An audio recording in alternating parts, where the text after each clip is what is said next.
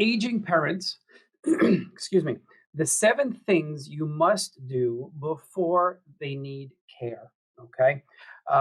What we're talking about here is going to be big picture stuff. It's not going to be nitty gritty. It deals with different areas of aging and finances and the legal aspect. And of course, the care. Everything we do here at Tully Law Group focuses on the legal side with our protections, the financial side with financing the care, getting it paid for, typically by Medicaid, and of course, the care side, making sure that you or your loved one's getting the best care possible. So we always work within those 3 realms.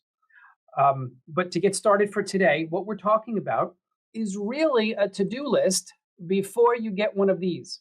All right. The good old Medicare card, as we know, that comes in at 65 years of age. So you want to make sure that you are addressing, at least thinking about these issues at that time. Okay. Um, or if you are already past that time, then and you're dealing with older loved ones, then these are the topics that you need to consider and work on getting covered and addressing. All right, so 7 things to do before LTC, long-term care. The first topic we're going to talk about next is going to be estate planning. The second is going to be incapacity planning. The third is probate avoidance. The fourth is asset protection. The fifth is a health insurance review. The sixth thing to do before needing care is assess the home. And the seventh is to actually have the conversation. If you're the elder, have the conversation with your children. If you're the children, the caregivers, then you want to have that conversation with your parents and your loved ones. And I'll get into each of these as we go. And again, happy to answer any questions at the end. So, estate planning itself. The way I describe estate planning is it's going to be the who, the what, the when, and the how. All right. As far as inheritance. When you talk to different attorneys and financial advisors, estate planning can mean a lot. But when I break it down to clients, estate planning really is the who, the what, the when, and the how as it comes to inheritances. Okay. So who's going to inherit? What are they going to inherit? When are they going to inherit? And how are they going to inherit?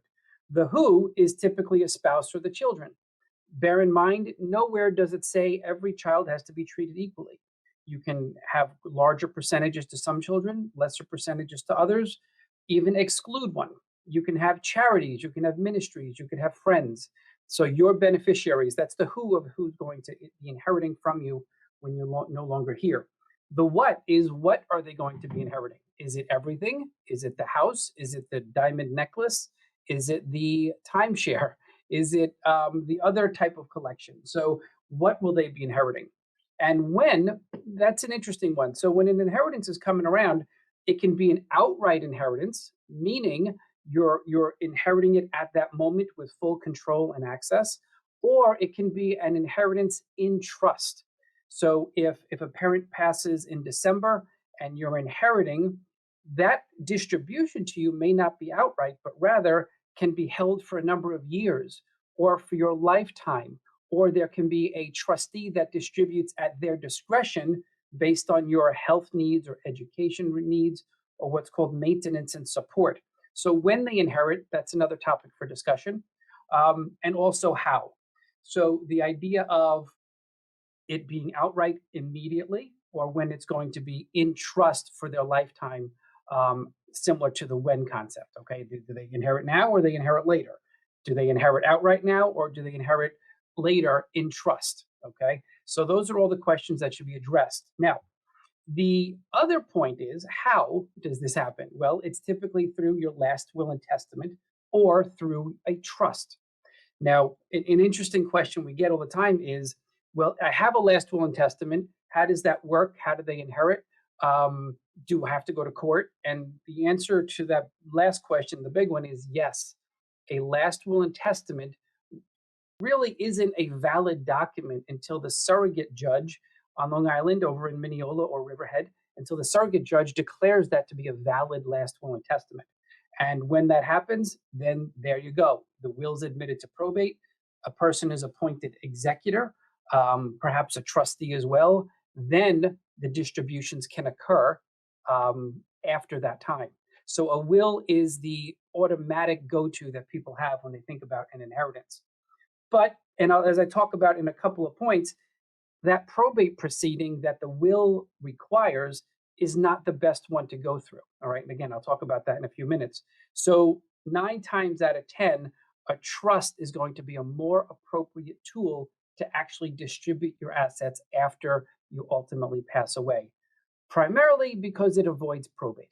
Okay. So, when we're talking about estate planning and trusts, there's two main types. There's a revocable trust and there's an irrevocable trust. The irrevocable trust is typically set up during lifetime for asset protection purposes, another topic that I'll be talking about momentarily. The revocable trust, that is a tool that's used primarily for probate avoidance. All right. So it is a tool, it is a trust vehicle that the client has full access, full control over. It's revocable, it's amendable. You can put money in, you can take money out. So the revocable trust is typically used when we're working with a perhaps younger or less health issues, meaning healthier type of client. Okay. As well as perhaps a client of a higher net worth, not focused on asset protection and potentially Medicaid. All right. So again, those are the two main tools when it comes to distributing your assets when you pass away, because estate planning should certainly be undertaken at 65 years of age, but most definitely before you need any type of care. Now, the next topic is incapacity planning. Incapacity planning is making sure you have a who and a what and a when and a how when it comes to somebody helping you with financial decisions, legal decisions, and healthcare decisions. All right. So, to answer those questions again, who primarily is going to be the one to help me pay my bills? Who's going to be the one to protect my assets if I need to go into a nursing home? What are they going to be doing for me? Is it paying the bills or is it healthcare decisions? When are they going to help me? Are they going to help me immediately? Are they going to help me upon some future contingency when I get older? And then how are they going to help? Meaning, what vehicle are they going to be using? What legal tool? Is it a durable? Where's my click? Here we go. Is it a durable modified power of attorney or is it a healthcare proxy? So the idea of incapacity planning is executing these two documents plus a third called a living will while you have capacity, while you have clarity of thought as to what you may want down the road. Okay. And down the road, you may not have the ability to make those decisions due to an incapacity, either physically, cognitively, mentally. So, having written documents as to who can help financially, who can help legally, who can help on the healthcare side, and ultimately the living will, who can help with end of life decisions. All right. So, incapacity planning is primarily those three documents. I probably say it 10 times a week. The durable modified power of attorney is probably the most important document out there. That is where you are appointing somebody to simply pay your bills if you can't do it or won't do it yourself. But it's also where you are giving authority to a trusted person to handle asset protection, to handle a Medicaid application, to focus on income protection and undertake different steps in that regard if Medicaid is necessary. If a power of attorney is not out there, or if that power of attorney is not sufficient, meaning it's lacking powers, it's missing language, if it's not done properly. Again, all right, so let me repeat that. If the power of attorney doesn't exist, or if it's not done properly, okay, that is a huge red flag if it's not done properly, then the family may actually be forced into what's called a guardianship proceeding. To have a power of attorney means that if I lose capacity, my spouse can handle my affairs for me, my legal and financial affairs. If I lose capacity and I do not have a power of attorney, or it is not sufficient enough, it doesn't have these modifications in there, then my wife will be limited as to what she can do for me. So if there's something she needs to do for me that's not written in that power of attorney, she'll be forced into a guardianship proceeding at the courthouse. You don't want to go there. A guardianship proceeding can be 6, 8, 10 months long. It can be $5, $10, $15,000, all All right, all because there was no power of attorney with the proper modifications built into it. All right, so very, very important document, and again, probably the most important document there is. A healthcare proxy, that's where you are allowed to appoint one person at a time to talk to the doctors, get your information, and make decisions about your health care. All right. Only one person at a time is allowed when it comes to healthcare decisions. And then you have the living will. The living will does not appoint anybody, but what it's doing is in advance is it is setting out what your wishes are as to end of life. So the living will, not as required as the power of attorney and the healthcare proxy, but very important if you agree with what I'm going to say. The living will says, if I'm in an irreversible or incurable condition, I do not want to have any medical treatments that just prolong the dying process. All right. No ventilators, no respirators, no feeding tubes, etc. But I do want maximum pain relief. Okay. So those three documents, all right, you always appoint one person to help, you always appoint a backup just in case, and then you have your bases covered should there ever be an incapacity down the road. All right. Now, moving on. The third thing to do, all right, before your loved one needs care is put into place a probate avoidance plan or make sure probate avoidance is a part of your estate planning and incapacity planning and your asset protection planning, which I'll get into shortly. So, probate avoidance. Why do we want to avoid probate? Well, what is it, first of all? As I explained 2 slides ago, when somebody has a last will and testament, that will is not a valid will until it goes through the probate proceeding. That's where the surrogate judge determines if the will was signed properly, whether the testator, the client who signed it, had proper capacity, were there witnesses, was it a valid document? So probate is a validity proceeding. In addition, you actually have to have everybody sign off on your will and your probate petition. Anybody that would inherit from you if there was no will. Okay. So, what I mean by that is probate does all it can to safeguard the law and the process. So, if you have 5 children and you are disinheriting one child, okay, and you submit the will to the executor, nominated executor submits the will for probate, naming 4 of the 5 children as the only beneficiaries. The law requires all 5 to sign off on that will. So the family has to find that 5th child that's not involved. And do you think they'll sign off on it if they're disqualified or if they're disinherited? Probably not so easily. So it extends the process. All right. So it is a very lengthy process because different things can happen. And it's the same situation if there's a disabled child or a disabled beneficiary.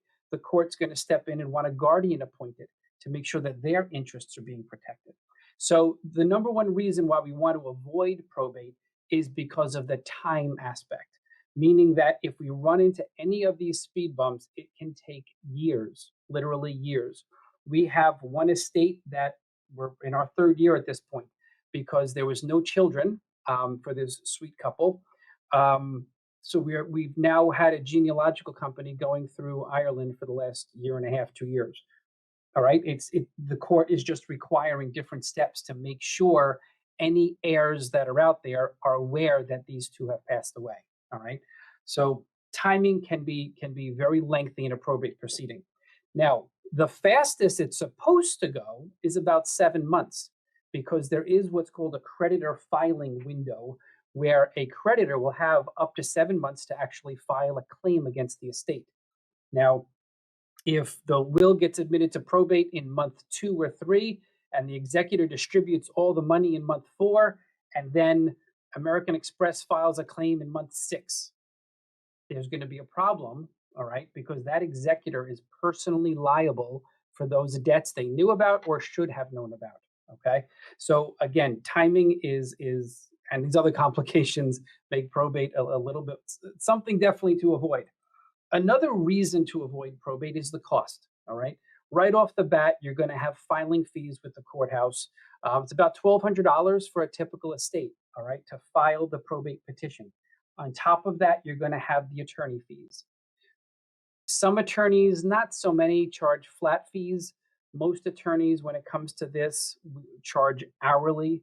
Some attorneys charge percentages, which generally isn't that acceptable. So the cost can be anywhere from 3, 4 grand up to, I've seen a bill at $100,000 because there was litigation, because there was contests and issues. But generally, the costs will always be greater going through a probate proceeding than avoiding it altogether. Okay. Next, privacy. Privacy is another big reason to avoid probate. The whole surrogates court, the probate proceeding is a public proceeding. And there are literally companies within the clerk's office at the surrogates court just harvesting information. And that the probate petition will have names, addresses, approximate ages, approximate values of the estate. Um, why put all that information out there? All right. They're who knows what they're doing with it. Identity theft, fraud, abuse, any of those issues can happen because all of this personal information is out there. Keep your personal information, keep your assets, keep your family out of the courts, and you'll keep things private. Okay. The fourth and final reason, which just really arose this year, is we have a pandemic. The courts were shut down for months on end and everything stopped.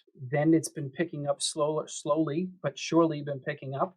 And finally, things are moving at a better clip, and who knows what's going to happen next month. So those estates and those proceedings that are underway literally froze. Nothing happened for months. Okay. And some people think this can happen again, the shutdown, pandemics, etc. So why take that chance of having your family get frozen in the courts? Okay. You want to avoid probate. Now, there's three main ways to avoid probate. The first is by having accounts joint with somebody else or a house. You have a house joint with your wife. One spouse passes, it automatically goes to the other spouse. You don't need the courts to get involved because you have a joint owner, okay, with survivorship. Another way that you avoid probate is by having beneficiaries on your assets, an IRA, a life insurance policy, annuities, 401ks. Make sure you have beneficiaries. Verify those beneficiaries, okay? That's part of this checklist here. The third way to avoid probate is by having your assets owned in a trust, whether it's revocable or irrevocable. Having an asset transferred into a trust and owned by a trust will avoid probate. Attorneys can tell a lot of stories about families that engage the firm for a revocable trust typically. And the revocable trust, again, ideal tool, not for protection, but for probate avoidance. And the attorneys are involved to transfer the house into the trust. So that deed gets prepared, that happens. But then the client never puts anything else into the trust. You literally have to transfer your non retirement assets into your revocable trust so that they're owned, they're titled in the name of the trust. That way they will avoid probate. Okay. So, what does that mean? It means that if you have anything in your name solely, not joint, not beneficiary, and not in the trust, then you are going to go, your family is going to go through probate after you pass away. So you do not want any assets to be in your name solely. That is the objective when it comes to avoiding probate. Okay. Next topic, asset protection. One of our favorites over here because it accomplishes several of these points actually, but it also allows a family to prepare for care down the road. Okay. Um, Initially, people say, "What do I have to protect my assets from?" The only ones that ask that are those that haven't had a loved one need care or pay for care down the road. But some people still come in and say, why protect my assets? And the number one reason is long-term care. Long-term care is custodial care, is chronic care. It is the type of care that your health insurance doesn't pay for. All right. In the big picture, we can have medical issues arise as we get older, where we go to a doctor, where we can go to a rehabilitation facility, where we can go to the emergency room. Those are all medical needs covered by our medical insurance, which I'll talk about shortly. But on the other side of that same coin, you can have chronic needs or custodial needs or long-term care needs. Those are functional needs. Those are best defined by the activities of daily living.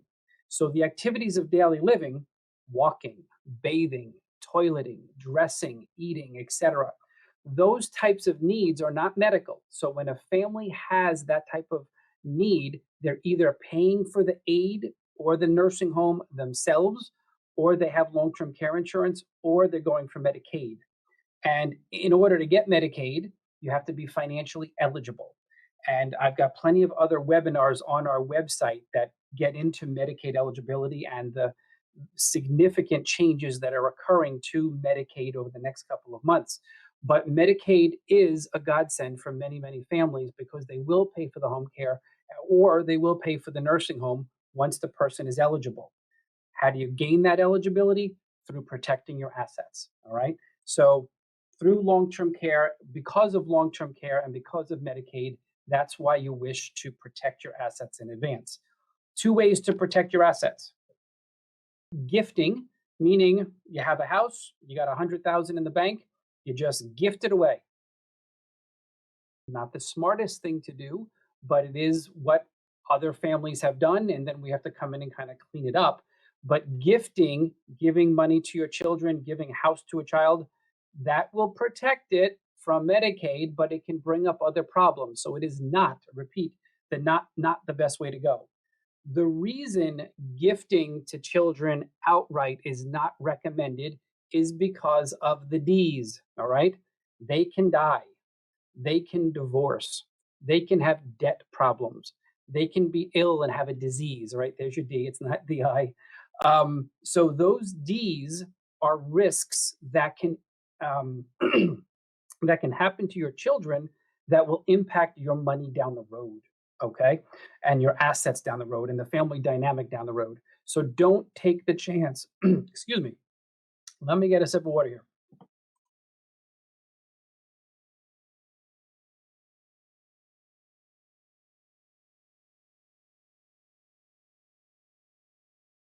Sorry about that.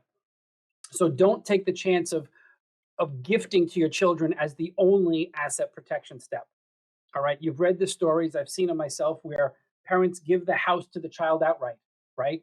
Child gets married, child dies, daughter in law kicks the parents out of the house because the parents don't own it anymore. Not to mention significant tax problems if you just give an asset like that, an appreciated asset. All right. So gifting is a part of a plan, it's part of an asset protection plan, but it is not the only way to go. All right. It is always balanced out with what's called an irrevocable trust. The irrevocable trust, hands down, is going to be the number one tool to shelter assets, to protect assets for future long-term care.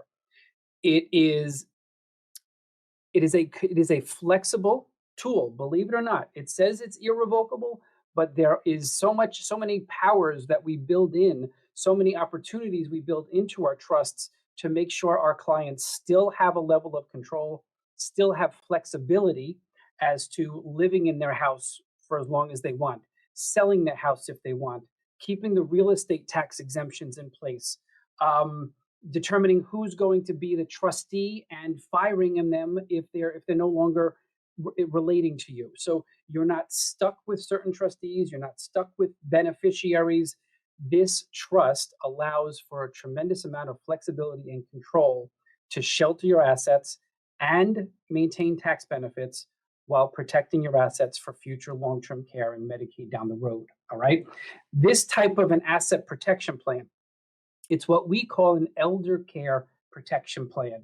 And when we come on board, just like I mentioned in the very beginning, the goal and the advice is all going to be about the legal protection, the financial side of Medicaid paying down the road, and the care side, preparing for care.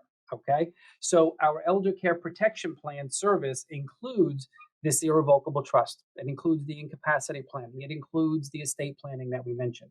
Right. So that one service covers all of these bases. All right. All right, good. Now, let's get into our health insurance review. Why is this important? Because I've been doing this for 23 years, and I'd say a couple times a month in meeting with a family, they do not have the right health insurance. They could be 70, 80, 90 years of age, and there's a problem with the health insurance. That's why I included this as one of the important topics to make sure you take care of it before you need care. All right. So, what is the health insurance going to be? Well, it's going to be Medicare A typically. Okay. Medicare has two parts. This is the insurance you get at 65 years of age typically.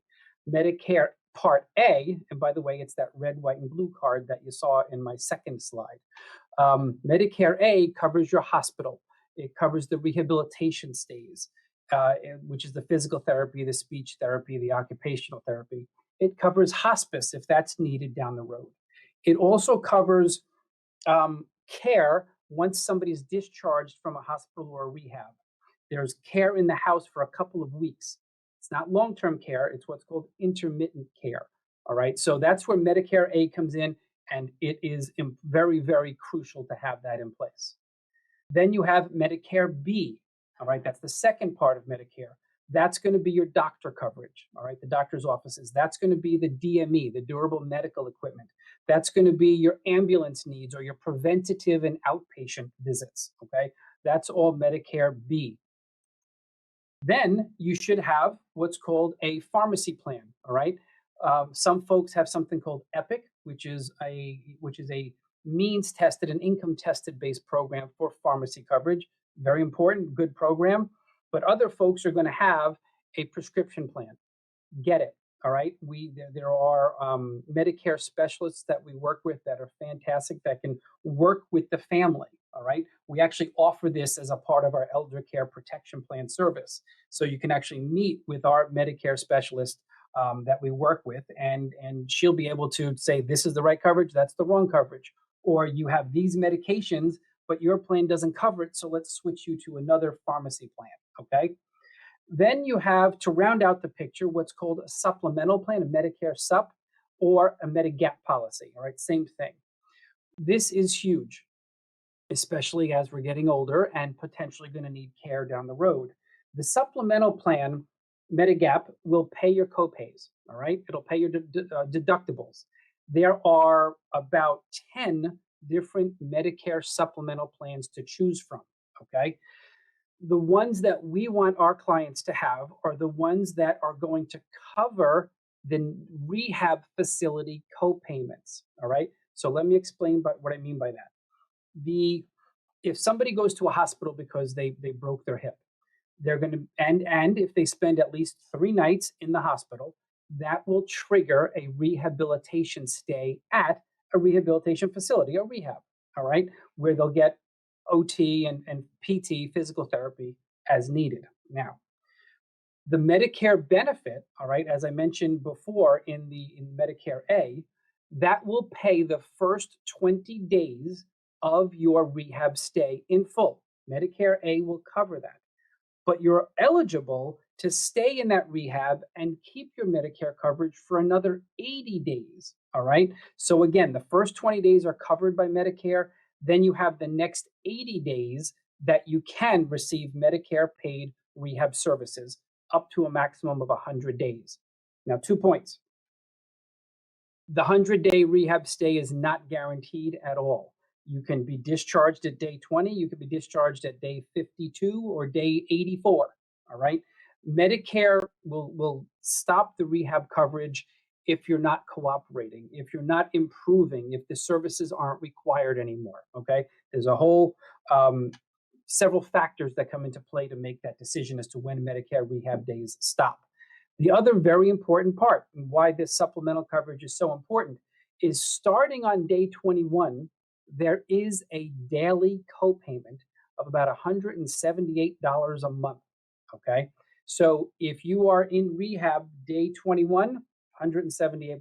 Day 2, another $178. It's about $5,000 a month. Now, don't get me wrong. I'm not saying discharge from rehab and go home to save that money. If rehab is available and approved by Medicare, you take it. You stay in that rehab facility as long as possible. But make sure you have that supplemental or Medigap coverage before you go there, all right, before those copays start hitting, because that company, AARP generally, there's several others, of course, will actually pay those copayments for you, all right? Worth its weight in gold, all right? So that's one of the reasons I included this slide. Now, there's also the option for what's called an Advantage plan. So an Advantage plan is sometimes also called Medicare C, but that is the private health insurance company way to replace Medicare A, Medicare B, the pharmacy coverage, and the supplemental coverage. So you have two options. You can have Medicare A and B, pharmacy coverage and supplemental coverage, all individual, or you can have one Advantage plan, okay? The way I generally describe the Advantage plans is their services are very broad, okay? Very broad. A lot of services are offered. However, those services are not always, don't always have a lot of depth, okay? So it's a wide service, but not very deep. Whereas Medicare and pharmacy and supplemental coverage will be wide, but will also be deep, okay? So 9 times out of 10, I will tell a client, I'll advise a client to switch from the Advantage plan, drop the Advantage plan, and go back to traditional Medicare A and B, pharmacy, and supplemental, especially as they're getting older and as health conditions are starting to rise. One of my social workers here, we have several social workers, or 2 social workers and a board certified patient advocate, and it's how we help our clients through these care issues. And I was talking to her a couple of weeks ago about one of our clients with an Advantage plan. She says, "Oh no," and she spent 17 years running a long-term care unit in a nursing home. She goes, "Whenever you have 2 or more comorbidities, 2 or more things going on, get rid of the Advantage plan, all right? Because that's when you start running into issues." It's good if you're younger and healthier, okay? You can save the money on the premiums, but it can come back and bite you in the rear. An example I'm working on right now with a family friend is that 20 days I was telling you about. The Advantage plan doesn't have to offer that. The son literally had to call every 10 days to get a new approval. They had to appeal, and it's a 45-minute phone call every 10 days just to keep the coverage going. And they may not win the appeal. So again, Medicare coverage is a little more robust and deeper as far as services that are offered. All right. Next, assess the home, assess the living situation. If you or your loved ones are getting older, take a look at the home environment. All right. What you're going to want to do is look at the bathroom. All right. We've always been told since we were kids, the bathroom is the most dangerous room in the house, and that's still true. You want to have bathroom bars, you want grab bars, you want some type of a seating arrangement, if it's physically necessary, within the tub or shower stall itself. All right. There are ways to do this correctly, and there are ways to do it wrong. Just having a handyman come in to zip a bar into the tile wall is not good. You can rip that thing right out if you fall the first time. The walls need to be reinforced and done properly. Definitely something, there are professionals that work on accessibility and what's called aging in place, and that's one of the biggest jobs that they can help with, okay? What else you want to assess in the home? Well, the entrance, all right? Is there a safe ingress and egress? Is there a stoop, right? Do you have bricks that are falling out, concrete that is broken? Is there a need for a ramp? Is the front door wide enough? Or do you have a 60-year-old metal storm door in front and it doesn't work well? Look at the accessibility, all right? Not only for people, for you going in and out, for them going in and out, or God forbid, an ambulance needs to get, the EMTs need to get in there, okay? Very important. Handrails. So not necessarily in the bathroom here, but this could be in the hallways, and this can be on the staircases, the banisters, okay? You want to go around and make sure they are where they belong, and if your loved one's still using the stairs, go shake the banister. I've had clients, what we call wall surfing, where they'll walk along the walls with their hand out, or they pull themselves up the stairs with the banister. It's not safe. It's not something that should be done, because if that banister should fall or the screws come out of the wall, you're going to have a big problem. All right. Then that senior is going to tumble. So check the handrails throughout the house. Clear walking. What I mean by that really is 3 things. I mean the throw rugs. Okay. If you have rugs around, without two-sided tape or somehow having those rugs secured to the floor, they're a tripping hazard. If you have extension cords running across a room or a hallway by a chair, another tripping hazard. Not smart to do. Um, you know, especially as our senses start to diminish. Furniture, you don't want clutter. All right. I've been in houses where there's been too much clutter, where you've had a little goat path that you have to walk through. And then I've been into houses where you have your sofa, you have your chair, you have your TV, and there's enough room to walk around freely. Okay. So you don't want too much clutter. You want to make sure the furniture is arranged appropriately. Okay. Lighting, all right. Not only are the lights working, but is it lit well enough? Perhaps the eyesight is fading a bit, and a brighter light may be better. You got your yellows and brown lights. You got your whiter lights. You may have to add lamps. Okay. You want to make sure you have extra bulbs to replace them. Okay. All things to keep in mind as our folks are getting older. The idea of security, okay, not only a security system but smoke alarms, carbon monoxide detectors. In this day and age, there's no reason to not have cameras. Okay, not if your folks are healthy and 70, but if they're getting older, then you can talk to them about doing that just in case. All right, or even for themselves to have the cameras in the house, or for security by the front door, back door, the garage. Okay, very important stuff. All right. Now, last point, last step to take before your loved one needs any care whatsoever is have a conversation. All right. This graphic here that you see on the slide, that was one that we posted on our social media pages. So Facebook, LinkedIn, etc. Um, we've been doing that more and more. So Tully Law Group PC, you can find us or find me or our firm on LinkedIn. But we're trying to share this type of information more and more, and thank God we've been doing it. So have the conversation. 5 tips. Number 1, bring up the conversation with your loved one in the context of helping them plan for their future. Okay. Number 2, make it clear about their wants, about mom's wants, dad's wants, needs, and wishes. It is not about inheritances. It is not about what's my brother getting, what's my sister getting. It's not about who's getting, the china. It's not about that. Okay. So it needs to be a respectful conversation about their wants, their needs, trying to help them plan for their future. Okay. Third point, do your research. All right. There's plenty of topics to Google on this. We talk about 5 important documents. That's going to be what we've mentioned thus far: the last will and testament, the durable modified power of attorney, the healthcare proxy, the living will, and generally the 5th document is an irrevocable trust. Okay. So that's the planning that needs to be in place. That's the protection that needs to be discussed. Okay. As I mentioned a moment ago, respectful. All right. You want to respectfully listen to their wishes, and you want to learn what type of care they were going to want in the future. Now, the last point there is, and the reason I'm jumping to this is, it may be multiple discussions. You do not expect to sit down on one Saturday afternoon and get into all of the answers, all of the options, and all of the solutions. That's not going to happen. So the type of care, that may be a conversation that comes the first day, but it might take a couple conversations, especially if you start talking about end of life issues. All right. Very important to know that not only if you're going to be mom's healthcare proxy, you need to know it, but it's good to know it so that there's conversation. All right. When we come on board to help a family, again, the legal, the financial, and the care, preparing for care is huge. It's something that law firms don't help families do. It's something that families avoid. All right. Care needs to be a part of the discussion, a part of the communication, so that it can be prepared for. All right.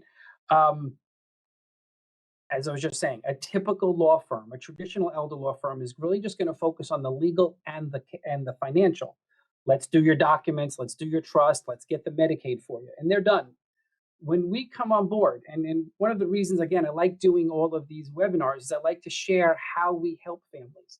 If you look at our reviews, we've got over 40 different reviews online. The vast majority of them talk about our comprehensive services, where we focus on not just the legal and the financial, but where we also focus on the care. Okay. Again, social workers are here, a board certified patient advocate. We're here to help the family through the long term care issues. Prior to needing care, then the elder care protection plan is going to be the answer. That's going to be the irrevocable trusts, the wills, the powers of attorney, the healthcare proxies, the living wills. Now, when we do that for a family, it is not a transaction for us. We do not just get that work done and say goodbye. We stay on board to help for a period of a year. If there are any questions about what goes in the trust or what doesn't go in the trust, if there's any problems with the bank or the financial company, you talk to us. You're not getting any more bills, all right, for that year. So, in addition, if you want to make changes, you want to change the power of attorney, you want to fire the trustee, we'll take care of it during that year, okay? Two other points. We also have an annual meeting to keep the communication going. Talk about the trustee, talk about the trust, talk about mom and dad's wishes as they're getting older year after year and their healthcare concerns. What are they worried about? All right. Also, each year when we're representing a family in our elder care protection plan, we send out what's called a personal care assessment. That's a tool to promote communication, but also allows the family and us to start tracking how mom and dad are doing with their healthcare needs. It talks about the activities of daily living, walking, bathing, and toileting, but also the incidental activities of daily living, paying the bills, driving, shopping for food, preparing medications, cooking. Those are important topics. Those are important red flags that there may be a need for care down the road. So tracking it and communicating it, it's not just about protecting the house. It's about making sure mom and dad, your loved one, are going to get the best care possible as they're getting older. All right. So, once again, it was a pleasure to be here with you. We wish you the happiest of holidays. We'll be back mid-January. We'll be back, and then the second week of January we'll be back for these, and then in the following week, the third week of January, we're actually doing something with Huntington Hospital. So we'll be advertising that. Keep an eye out for it. If you have questions, I'm going to check the software now if there's any questions about today. But please feel free to call 631-424-2800. Again, 424-2800, or email brian@tullyelderlaw.com. BRIAN @Tully, TULLY, elderlaw.com. Facebook as well. Great place to stay in touch and see what's going on. All right, let me check for any questions. All right, any questions, folks? Let's see here. All right. Look, we did good today. We don't have any questions. All right, let me see. Oh, here we go. Sorry. How does a senior choose a trustee? Person, bank, institute? Great question, Diane. 99% of the time, you're going to want a family member to be a trustee. Not always, but vast majority of the time, you're going to want a child, a trusted, responsible child, as your trustee. The banks and financial institutions certainly serve a role in serving as somebody's fiduciary or their trustee executor, but generally it's going to be for much larger, greater sums of money for the institution to actually want to be a part of it. Secondly, they're going to be a little bit harder to contact or to work with, I've heard. Whereas if you have a trusted child that can serve in that role, that is the best way to go. There are certainly circumstances where you don't want a child to be a trustee over their sibling, or you only have one child and there's issues. I get that. You can talk to siblings, you can talk to CPAs, you can talk to your attorneys, and then of course you could always consider the institutions. All right. Thank you. Cost. Trustees, executors, there are statutory commissions. New York State has a law that says this is what a trustee gets, this is what an executor gets. All right. When you bring in an institution or a bank to serve as a trustee or executor, they're going to give you their own fee schedule. So it's probably going to cost more too. Okay. Thank you again. Happy holidays. Great being here. Thank you. And we'll see you in a couple of weeks. Bye-bye.